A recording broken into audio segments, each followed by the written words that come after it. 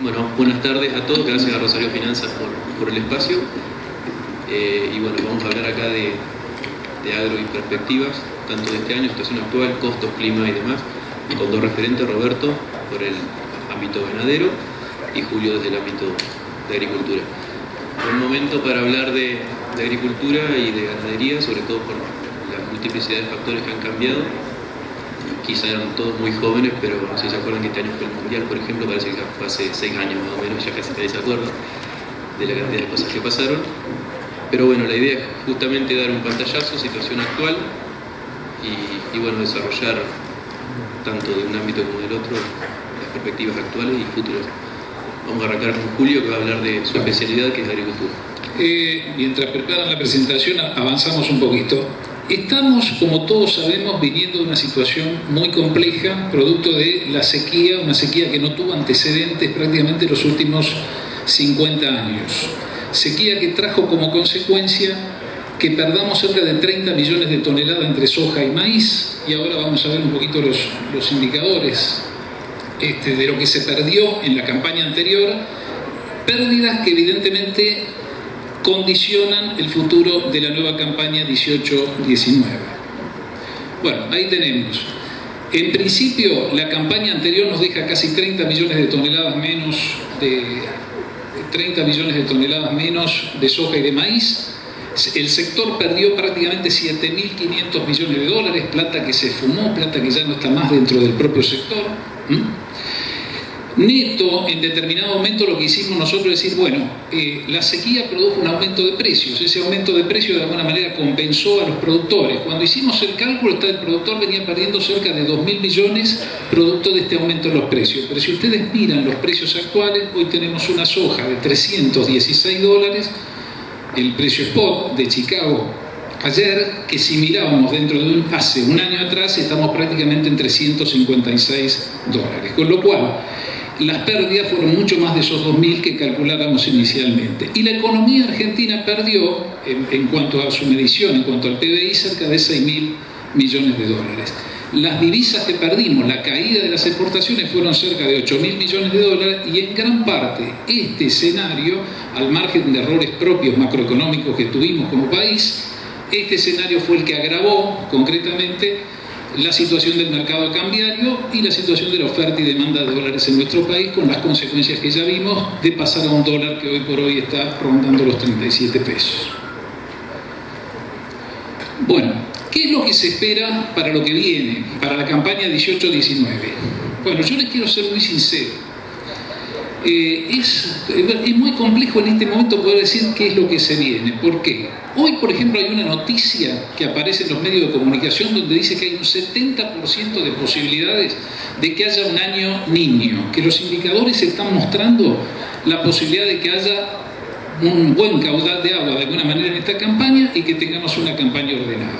Ahora, cuando, yo tal vez no debería decirlo, pero lo charlamos acá, cuando charlo con José Luis Aguielo, el director científico de GEA, nosotros tenemos el área nuestra con 35 estaciones meteorológicas. José Luis Aguielo es un experimentado hombre de clima.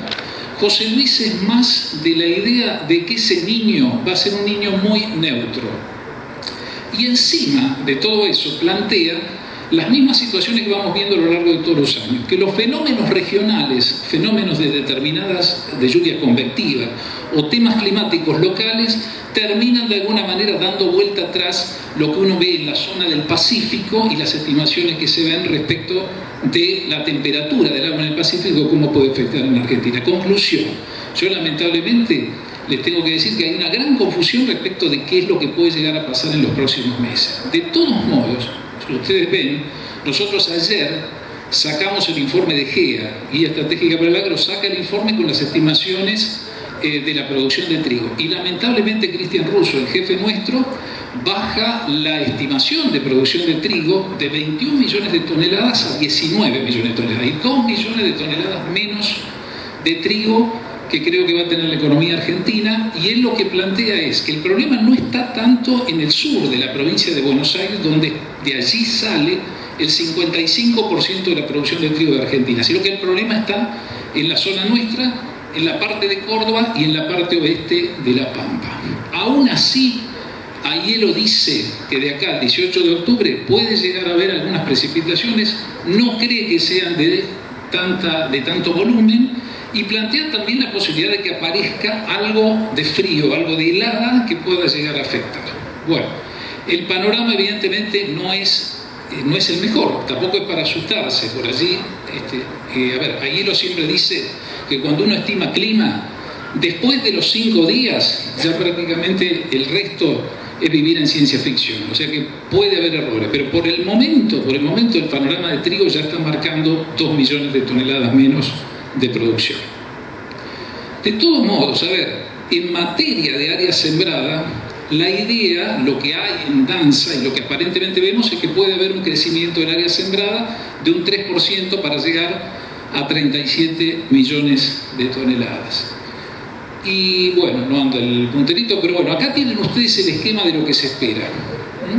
Lo que se espera de alguna manera después de la campaña anterior, que fueron 99 millones de toneladas, es una campaña en el orden de los 120 a 127 millones. Habrá que ver si el clima lo confirma o no lo confirma. Hasta el momento estaríamos más cerca de los 120 que de los 127.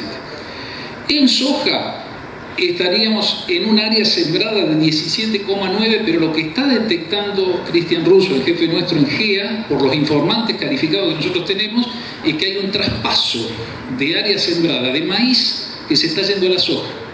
Y esto tuvo mucho que ver el tema de las retenciones, la aplicación de retenciones, y tiene mucho que ver la falta de agua. En la zona núcleo de producción, como veíamos recién, donde está faltando el agua, muchos dicen, no quiero correr riesgo, no quiero hacer maíz, prefiero hacer soja, que es más seguro y tengo menos inversión. De todos modos, la estimación que estamos viendo es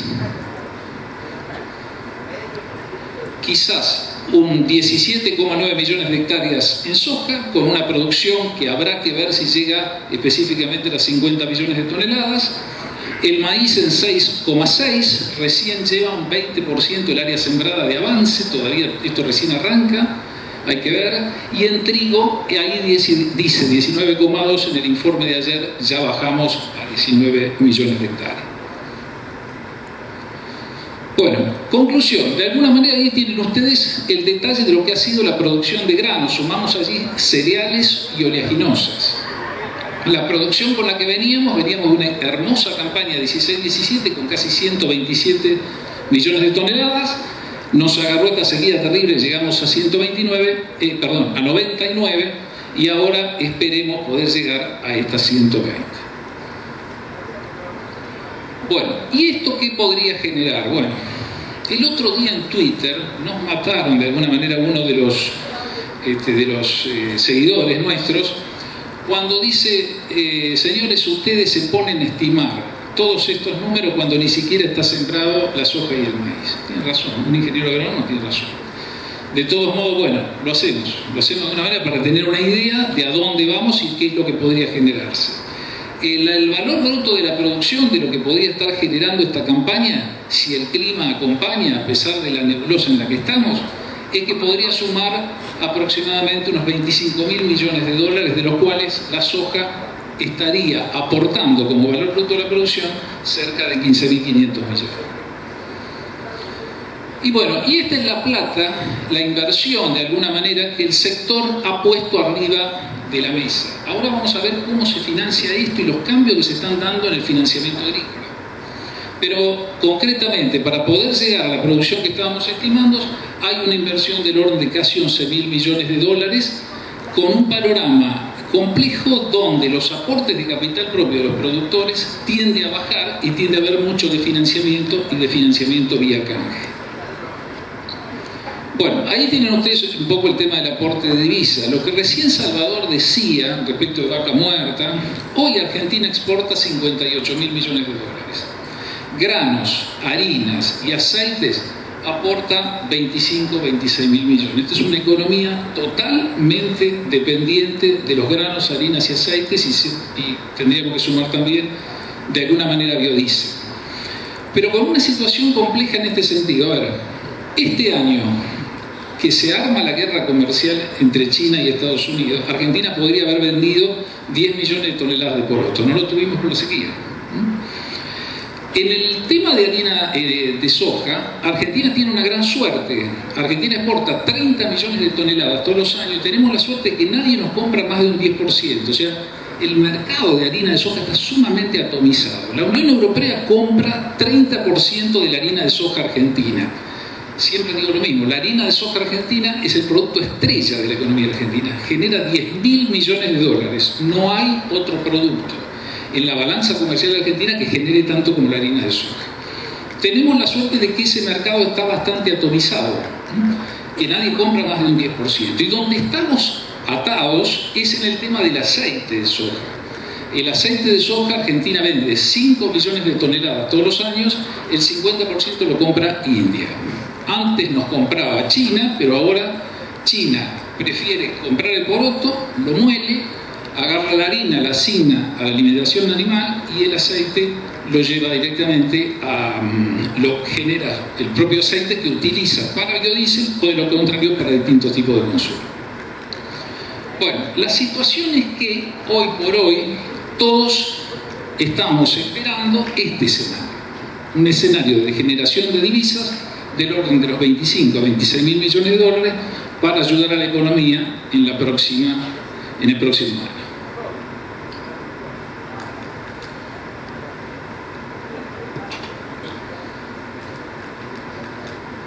Bueno, y después nosotros siempre tendemos a mirar los efectos que puede provocar todo esto. Hay efectos diversos con otros sectores. La generación de fletes, estimamos que 3.200 millones de dólares se van a terminar de alguna manera en el flete camionero corto y largo. Argentina transporta cerca de 90 millones de toneladas de mercadería en flete corto y largo.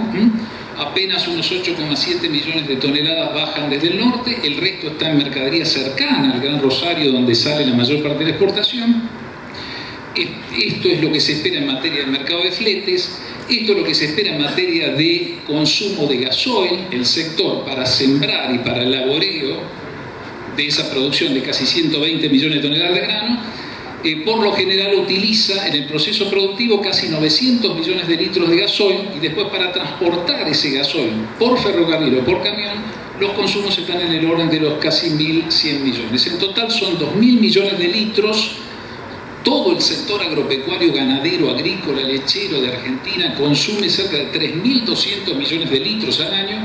La estimación que estamos haciendo en granos es que va a haber un consumo solamente de granos del orden de los 2.000. Bueno, esto es un pequeño pantallazo. ¿Qué pasó? Recién estaba mirando, la gente nuestra estaba informando lo que había pasado concretamente con el informe del USDA. El USDA fue alcista. Lo que estimaban de alguna manera los operadores no se concretó, fue alcista para la soja, alcista para el maíz, alcista para el trigo. De todos modos, el escenario internacional no es bueno para Argentina. Primero por lo que decimos, por la caída en los precios internacionales. Tener una soja hoy a 3.10, cuando hace un año estaba a 3.50 y llegamos a tener soja a 600 y a valores superiores a 3.50, evidentemente estamos en una situación compleja. Y encima de todo eso, la guerra comercial entre China y Estados Unidos complica al mercado de la soja y la complica a Argentina. ¿Por qué? Uno podría decir, bueno, China aplica un arancel del 25%, a pesar de que el precio FOB de exportación de Estados Unidos baja, tenemos la posibilidad de colocar poroto. Bueno, el poroto específicamente no lo tenemos, pero el problema es que tenemos que hay una estimación para el año próximo.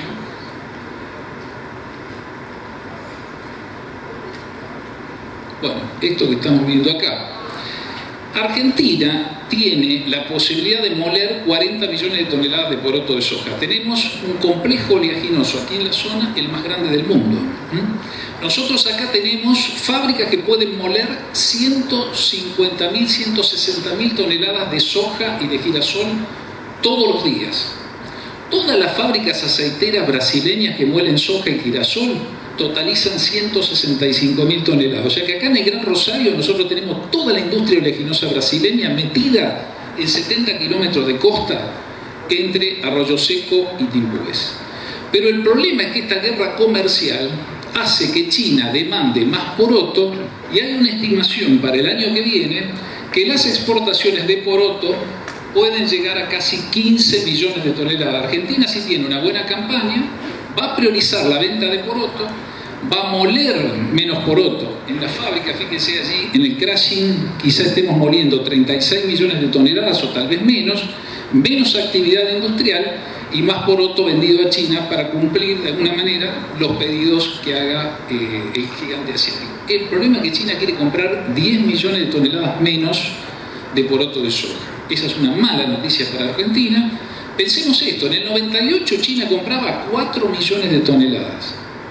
Ahora llegó a comprar 90-95 millones de toneladas. Y ahora quiere bajar estos 10 y quiere en alimentación animal empezar a sacar la soja del medio y poner otro tipo de granos a competir. Esto no es bueno y creo que esta guerra comercial de alguna manera perjudica a todos. A pesar de que Brasil pudo haber aprovechado mejor y haber vendido lo que no vendía, lo que no le terminó vendiendo Estados Unidos a China. Bueno, pero miremos un poquito el tema del financiamiento. Bueno, ¿qué es lo que dice el sector? ¿Qué es lo que dicen los bancos? ¿Qué es lo que dicen los corredores? ¿Qué es lo que dicen los acopios? ¿Qué es lo que dicen los correacopios en materia de financiamiento? Concretamente, hay 11.000 millones de dólares que hay que clavar adentro de los campos para poder llegar a tener estos 120 millones de toneladas. El escenario que se está dando es lo que dijo Salvador antes. Hay un convencimiento generalizado que el sistema de elevadas tasas de interés llegó para quedarse. Por unos cuantos meses nadie estima de que de alguna manera la tasa de interés va a bajar. El objetivo de todos, el objetivo del gobierno es bajar, pero no es ese el escenario que se está viendo, y por otra parte los principales bancos que financian el sector están viendo de que esto va a ser así. Y tenemos productores que se enfrentan con un ofrecimiento de tasas de interés en pesos del 55 al 60%. El que está sólido financieramente dice, muchachos, yo esto no lo quiero tomar. El que está comprometido, que vino con una mala cosecha del año pasado y que viene arrastrando el problema, por ahí no tiene la carpeta en condiciones, tiene que terminar en un circuito de canje o tiene que terminar en alguna mutual o en un circuito con tasas de interés en dólares más altos.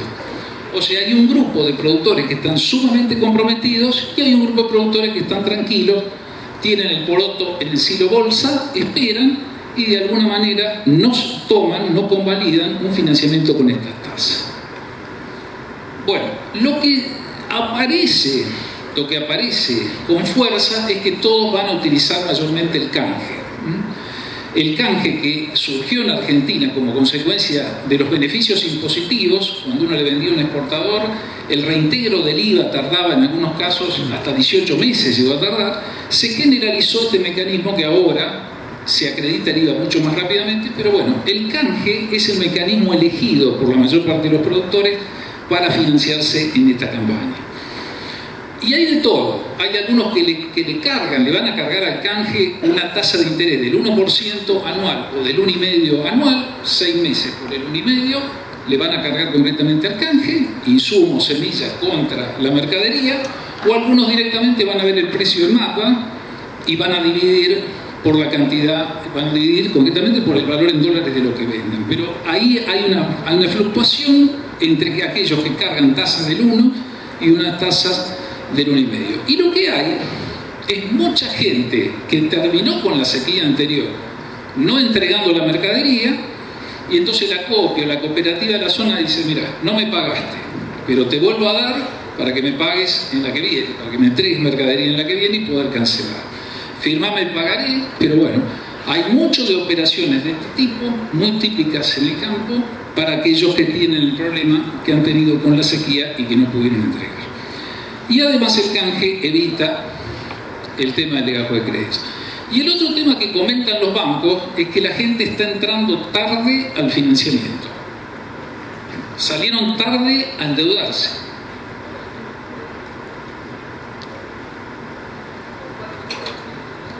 Bueno, y lo que decíamos antes, esta es una pequeña encuestita que hacemos nosotros desde la Dirección de Estudios Económicos a través de Twitter.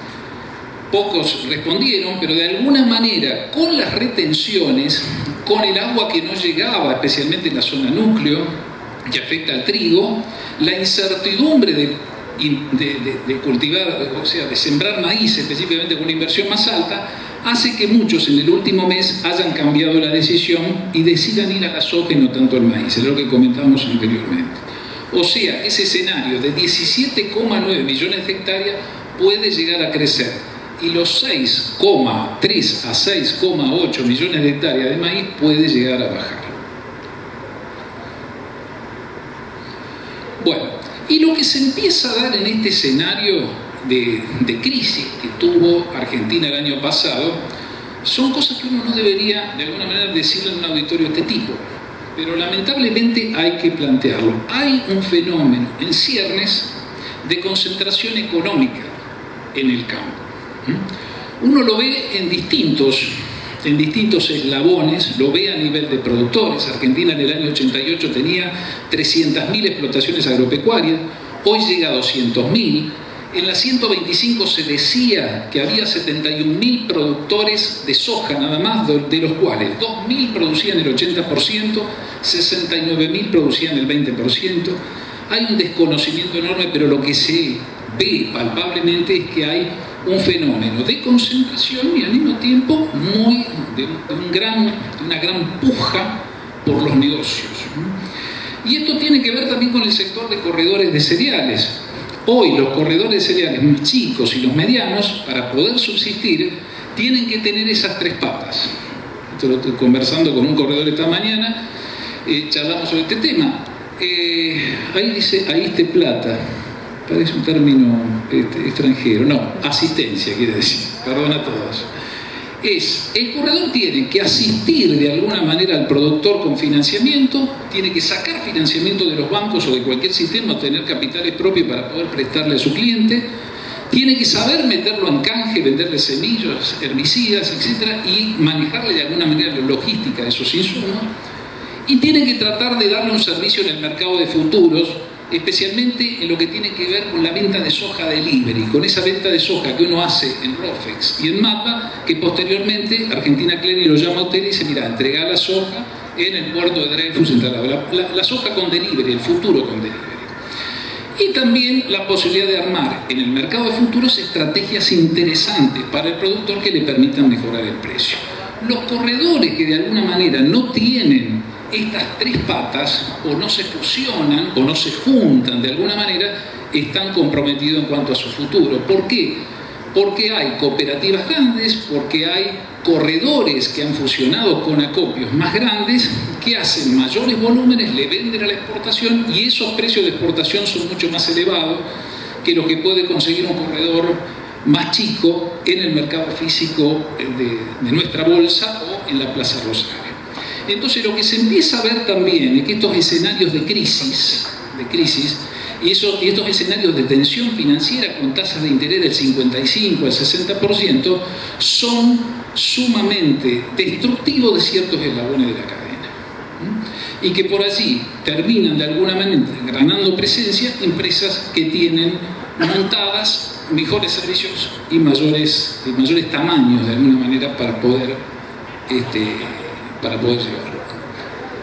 Bueno, concretamente, el escenario que tuvo el campo, donde tomaba financiamiento en pesos, con tasas bajas, de alguna manera con tasas adecuadas, esperaba después la devaluación, y cuando llegaba el momento de la cosecha, con la variación del tipo de cambio, licuaba la tasa de interés, es un escenario que hoy no está presente. Hoy el que puede no se endeuda, y el que se endeuda trata de hacerlo de la manera menos dolorosa. Este es un pequeño, después tienen ustedes el PowerPoint si lo quieren ver.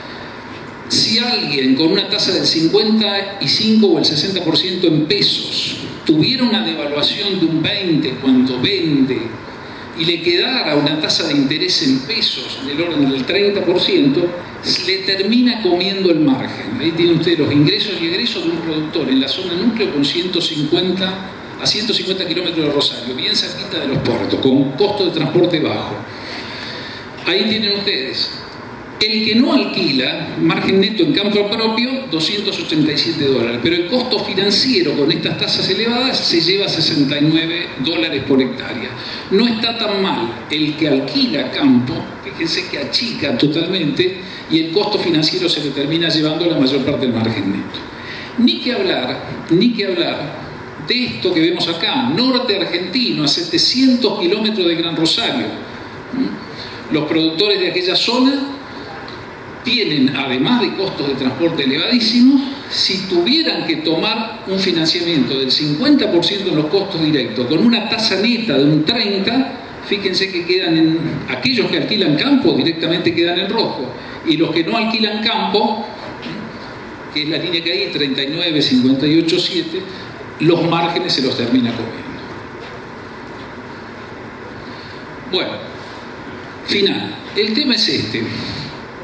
Lo que hay concretamente, los bancos más grandes, no damos nombres, aquellos que tienen la carpeta en condiciones, le prestan hoy al 7% anual en dólares, contra forward, o hacen operaciones a fijar, con otro tipo de esquema le prestan al 7%. Hay exportadores que están prestando al 12% a clientes ya conocidos. Hay en el interior préstamos en dólares a tasas del 10 o del 12. O se opta por el canje o se opta por los préstamos en dólares. Y están los que están muy comprometidos, terminan en las mutuales del pueblo, terminan con tasas de interés en dólares del 15% o con tasas en pesos elevadas. Y lo que se ve concretamente como otro cambio estructural es la muerte de las tarjetas rurales. Esos convenios donde yo compraba los insumos y a los 180 días los pagaba con la tarjeta rural con una tasa del 0%, eso prácticamente ha desaparecido. Esto era un gran negocio de los bancos hace 3 o 4 años atrás, ahora con este nivel de tasa de interés desaparece. Quedan algunos convenios a tasa 0, a 60 días, a 90, pero bueno, no son de preferencia de los productores. Y lo que uno debería empezar a detectar, y con esto ya terminamos, es que empiezan a verse algunos problemas financieros.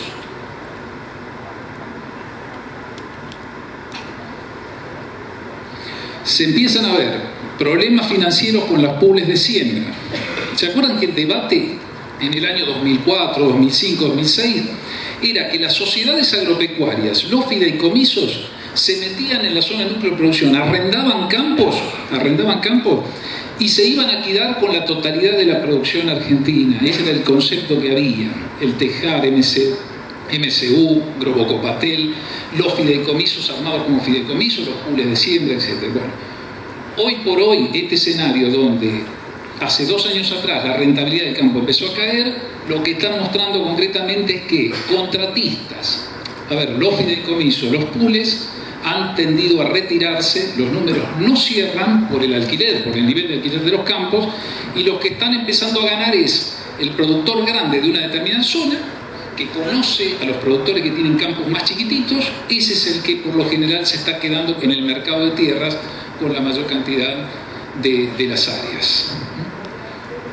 Bueno, el convencimiento lamentablemente que el trigo no va a salvar a muchos. El trigo le va a dar una pequeña bocanada de aire en enero, febrero y marzo para llegar, pero Argentina apuesta y los productores apuestan totalmente el salir de esta situación, especialmente los más comprometidos, están apuntando a la soja y el maíz.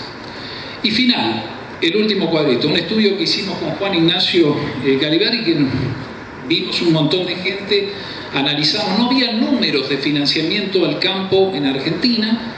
Esto es, los 6 principales cultivos que demandan esas 11.000 millones de dólares todos los años, ¿cómo se financian? Los cambios que estamos viendo son estos.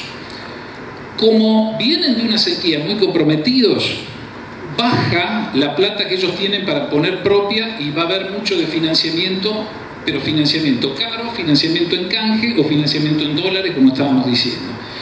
Quizás el 20% de esa inversión lo pongan los productores agropecuarios, el 80% va por financiamiento de terceros, y si uno mira la estadística del Banco Central, el stock de deuda, el Banco Central tiene una estadística que muestra cuánto financian los bancos a las cereales y oleaginosas, o sea, cuánto financia el productor.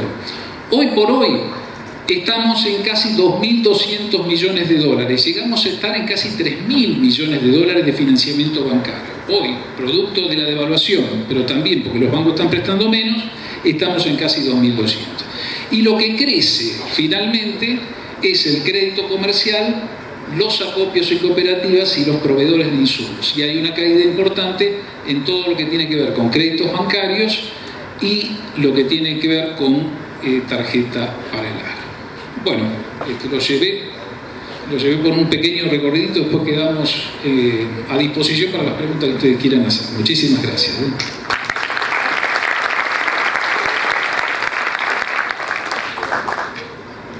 Vamos a dar un recreo a los números, a la presentación. Bueno, vamos a dar un recreo a los números que también expresaron Salvador y Julio. Lo mío más a campo. Yo soy presidente de una empresa que fundamos hace 35 años y lo que hacemos en la práctica, lo que ellos nos van adelantando que es lo mejor para hacer. Logramos armar una empresa que está a la vanguardia, sobre todo lo que es el engorde de corral en un filtro, referente a la ganadería. La ganadería que va a cambiar en estas próximas décadas, y es por eso que la charla se llama La Próxima Ganadería, que esperamos acertar, o por lo menos pasarle lo más cerca posible a esta imprevisión que nos da el país permanentemente.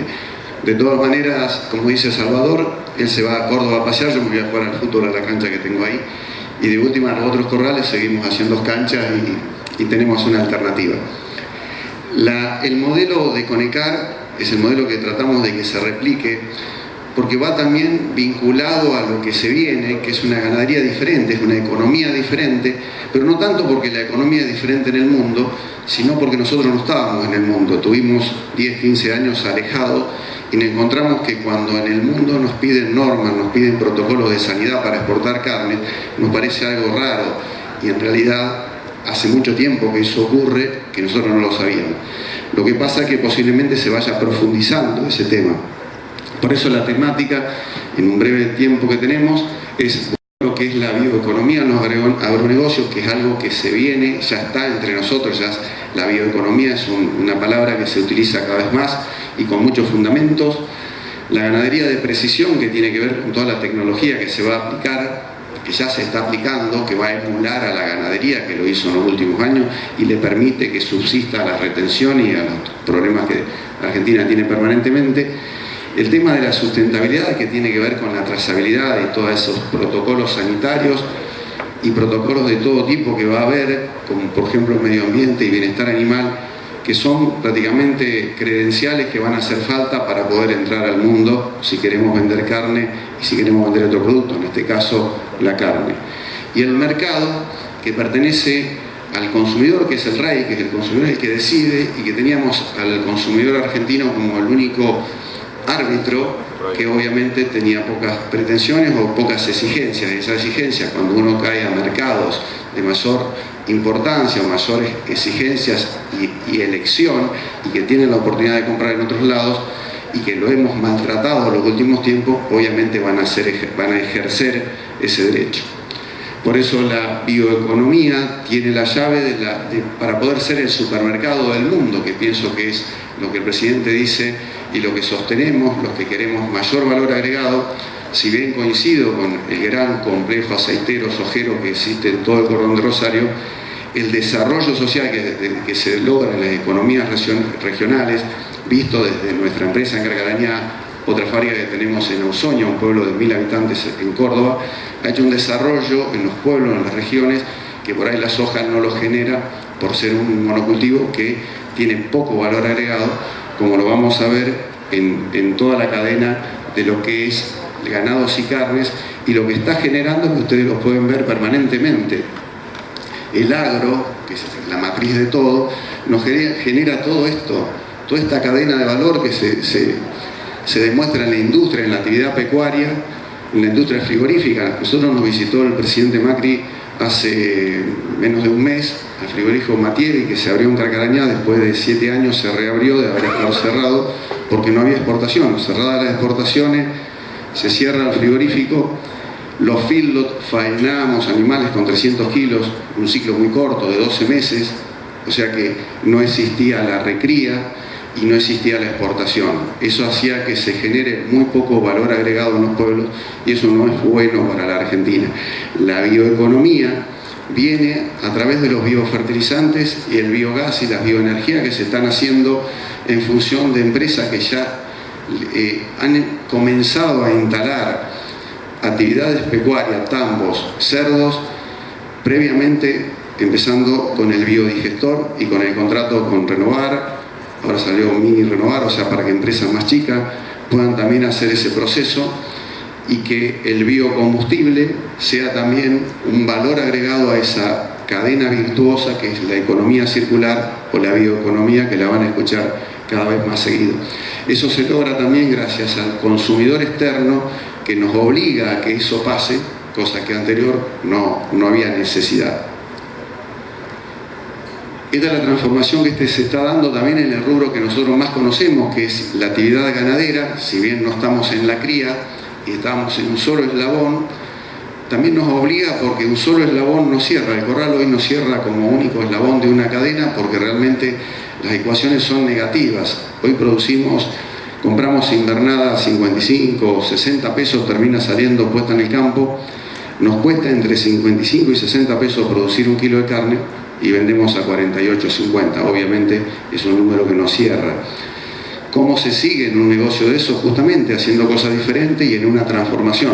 Posiblemente la parte de hacer algún valor agregado con los desechos, que a la vez van a ser algo que se va a exigir también más adelante en las exigencias internacionales, también la posibilidad de integrar esa cadena.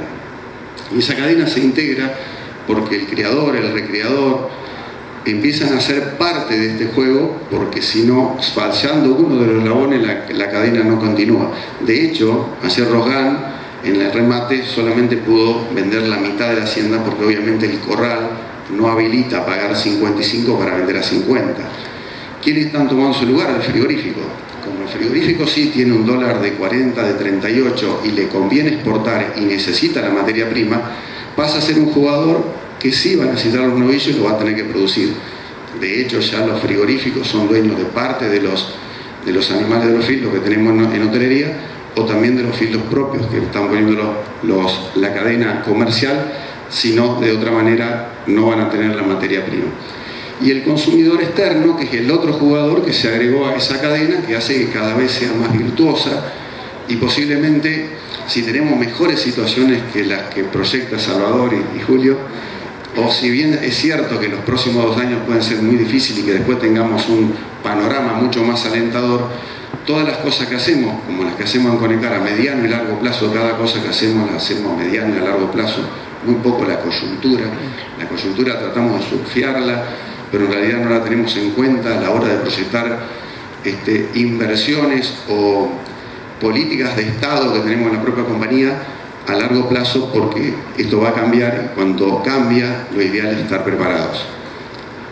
Fíjense el fenómeno, Julio acá te puede ver, el fenómeno del cereal, o sea que estamos vinculando el agro y la ganadería. Lo que pasaba en el maíz en tiempos, años 90, cuando empezamos con el fidlo, el maíz ocupaba el 90% de la dieta, de la nutrición de la hacienda, un 10% de un concentrado. Después ya se empezó con los viajes a Estados Unidos y el conocimiento y demás, se empezó a hacer un alimento más completo con el subproducto de la industria de los alimentos, de los humanos, o sea, el pele de trigo, pele de girasol, cáscara de soja, etc. Y ya después de hace 6-7 años que irrumpe la industria de los biocombustibles, el maíz pasa solamente como producto entero a ocupar el 30% y se produce ese noble cambio que hace que el grano, que tenía una disyuntiva si era para energía o era para alimentos, pasa a producir energía y luego alimentos. Y el círculo es tan virtuoso que después con la bosta de la vaca también hacemos biogás y bioenergía. Entonces van cambiando de las cosas de una forma positiva para darle un marco positivo a esta nueva economía que obviamente previamente va a tener que pasar por los resabios de haber hecho las cosas mal durante mucho tiempo. Esto es lo que se viene en los agronegocios, la tecnología que se va a venir en la actividad pecuaria, que ya se dio obviamente en la industria del cerdo, en lo que es en la industria avícola. En la ganadería también va a pasar esto, porque y está la foto, muestra cómo emula a la agricultura, que pudo surfear y pudo zafar de todos los males que tuvo en las últimas décadas gracias a una tecnología extraordinaria, que es todo gracias a la ciencia y la tecnología que Argentina tiene y es referente en el mundo, con la siembra directa, con la labranza cero, con toda la biotecnología que tiene sobre las semillas y lo que ha logrado acá a pocas cuadras, acá en el CONICET, lograr producir una semilla resistente a la sequía que la van a poder sembrar en África, la van a poder sembrar en zonas áridas y aumentar una productividad que va a ser necesaria y es imposible hacerlo de forma inercial y va a tener que haber una disrupción tecnológica muy grande. El presente y el futuro de la ganadería va de la mano de lo que acá se dice, una ganadería de precisión, una ganadería que va a tener que tener datos, que va a tener que ser muy parecido a la agricultura, trabajar con números finos, de que va a levantar la tasa de destete que tiene 60%, cuando reclamamos a veces porcentajes menores en otros sectores, sobre todo el impositivo, que obviamente está mal, pero también tenemos una carga impositiva interna que es la falta de eficiencia, de eficacia, que hace que tengamos índices muy bajos de tasa de destete y que cometamos errores como faenar animales de 300 kilos y hasta este año hubo un decreto que permitió faenar de 260 kilos, un tercio del peso que se faena en Estados Unidos y la mitad de países normales. No se puede hacer tantas cosas anormales y pretender ser un país que pueda competir en el escenario internacional, es imposible. Por eso, las regulaciones de Estado tienen que ser en favor de políticas de largo plazo. Las acciones de los productores, de cada uno de nosotros que hacemos también inversiones y dirigimos empresas, tienen que ser políticas de largo plazo. Trabajar en mediciones, creo que todos los datos que se dieron en charlas anteriores tienen que ver con medir, evaluar y lograr ser más eficiente en función de tener información, evaluarla y actuar en consecuencia. Eso es lo que va a traer esa ganadería de precisión que es la que se viene. Este es un convenio que hicimos con la firma Bosch de Alemania para traer unas balanzas telemétricas que van a llegar ahora el mes que viene. Son balanzas que pesan solas, o sea, los animales, como ven en la foto, se pesan solos y el peso del animal va a estar en un celular. Bosch es una compañía, una de las más grandes del mundo, en sensores y en información, que no entraba en el segmento de ganadería, trabaja hasta en los autos autónomos, una tecnología extraordinaria que no se aplicaba a la ganadería porque obviamente la ganadería no lo requería. Hoy lo requiere y esas empresas ya están en la Argentina, por suerte las tenemos en Conecar, van a ser las primeras balanzas que van a llegar. Esto es mejor todavía, estas son jeringas inteligentes que permiten que a medida que vamos vacunando los animales, vamos usando los antibióticos y demás. Hoy estamos vacunando aftosa en nuestra empresa, va a quedar registrado de forma directa, online, donde no tiene forma de que se equivoque. O sea, esto va a ir directo a una PC, a un software, y va a quedar registrado. Y la idea, esto lo estamos haciendo con Behringer, también otra empresa alemana, lo bueno que este desarrollo está hecho acá en Argentina, unos chicos de una startup, y lo bueno es que esa información puede ir directamente a SENASA y puede ser una credencial que Argentina presente ante el mundo a la hora de presentar los estándares sanitarios que vamos a tener en esta nueva ganadería. Software, ni hablar de que toda esa información hay que capitalizarla.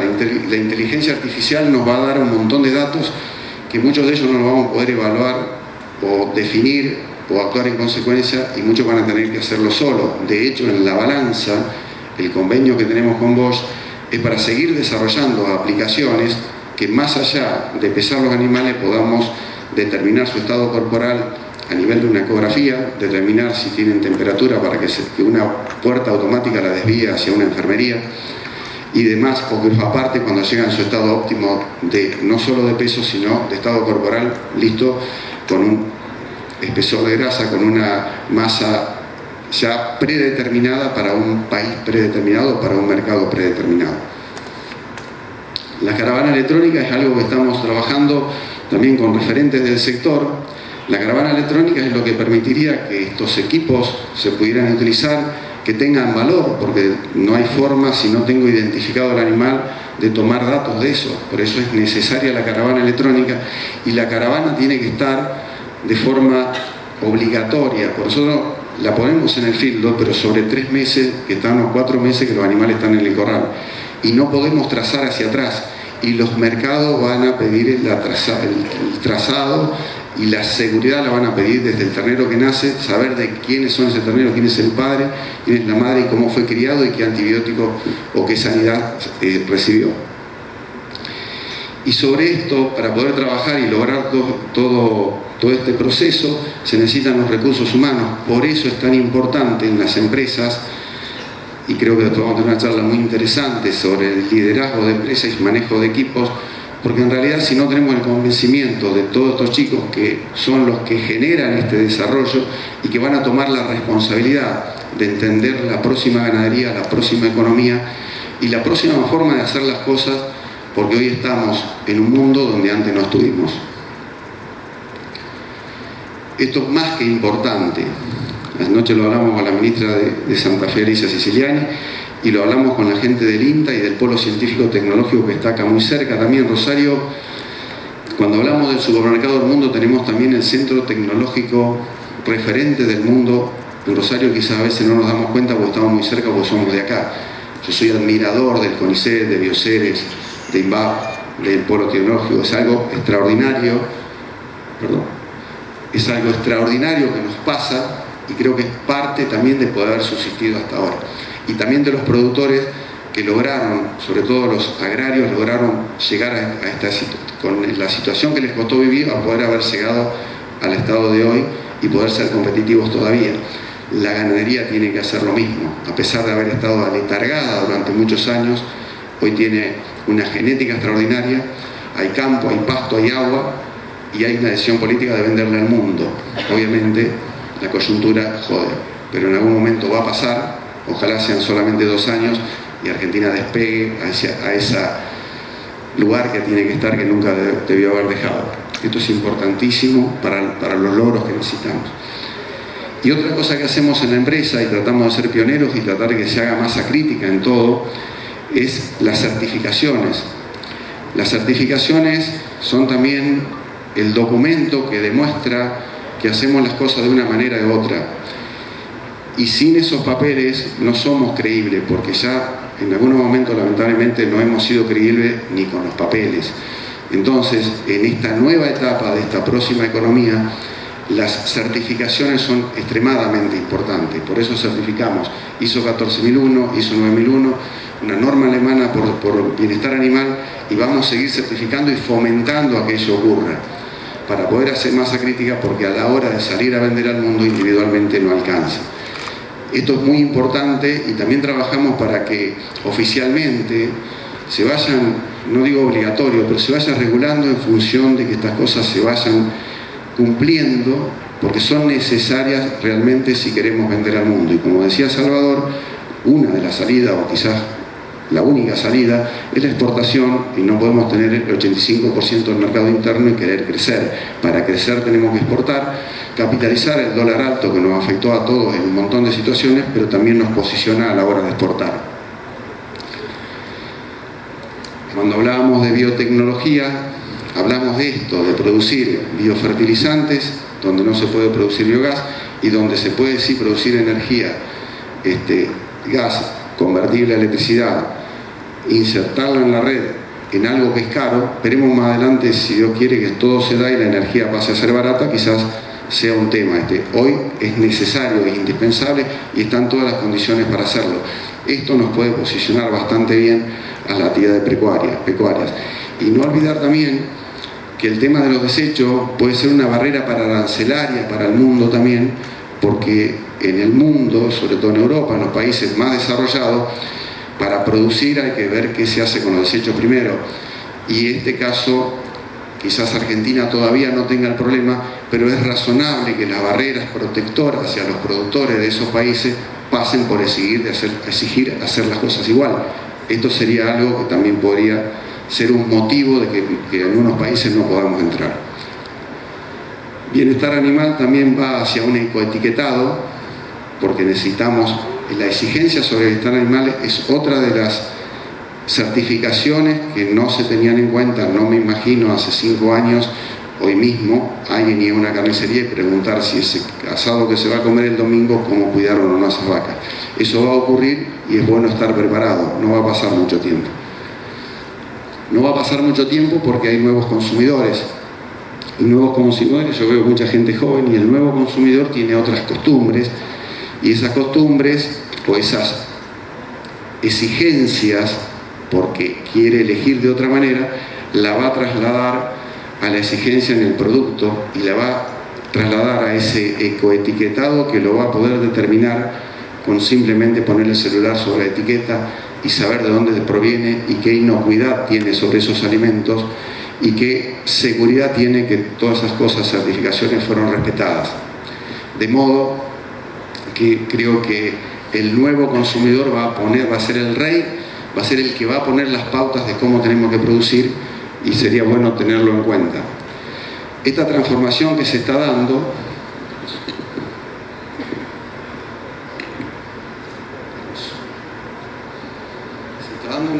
una transformación de patrones de consumo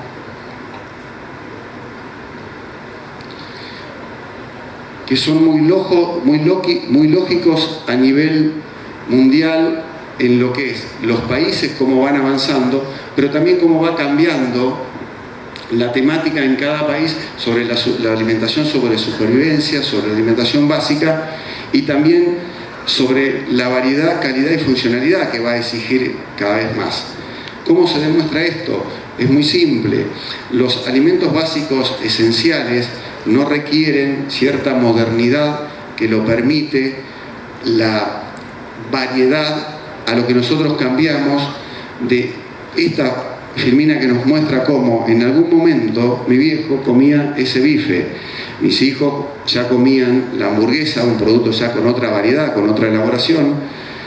Ya hoy se exige un ecoetiquetado. Esa foto me la dio Fernando, la tercera, Fernando Vilela de la UBA, sobre un ecoetiquetado que encontró en Brasil sobre nada menos que el pollo, o sea, un producto muy popular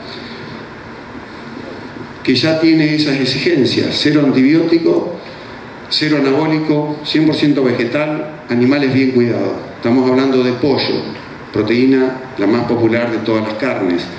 Imagínense, y ahora sí voy para atrás a propósito, para cómo queremos llegar a ese consumidor que nos va exigiendo en ese ritmo llegar a la caja ya para que sea más fácil y más funcional cocinarlo, producirlo y comerlo en menos tiempo, porque el joven de hoy tiene otros compromisos y tiene otras formas y otros tiempos para preparar y dedicarle a lo que se le dedicaba a mi viejo, a comer el bife ese y en una hora de preparación. Estas exigencias que se dan en el pollo, obviamente se tienen que dar en la carne, que es nuestro producto estrella. Este trabajo lo estamos haciendo con una carnicería acá muy reconocida, el Chañar, en calle San Juan. Es una carnicería boutique que vende la carne diferencial, una carne muy buena, la producimos en nuestro field, pero ahora tenemos que ir por algo diferente. Tenemos que producir una carne que emule a esa del pollo, y ya esto es real, estamos certificados con bienestar animal.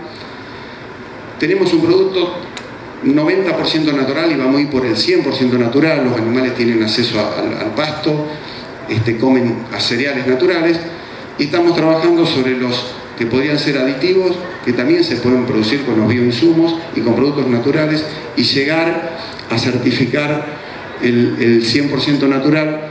Cero anabólico. Argentina no usa anabólico, pero no se lo cuenta a nadie.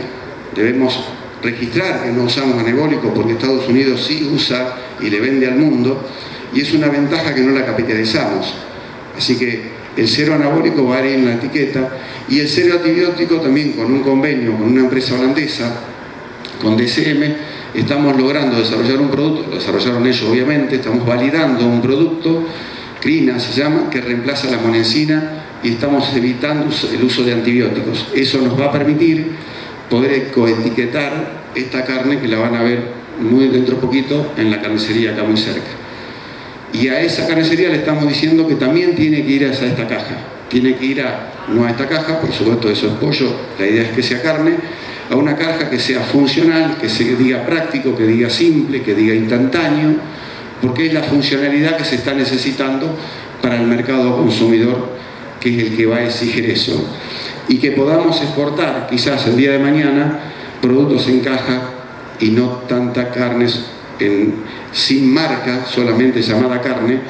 Y también, no estoy en contra de la soja, pero sí, quizás menos soja, con muy poco valor agregado.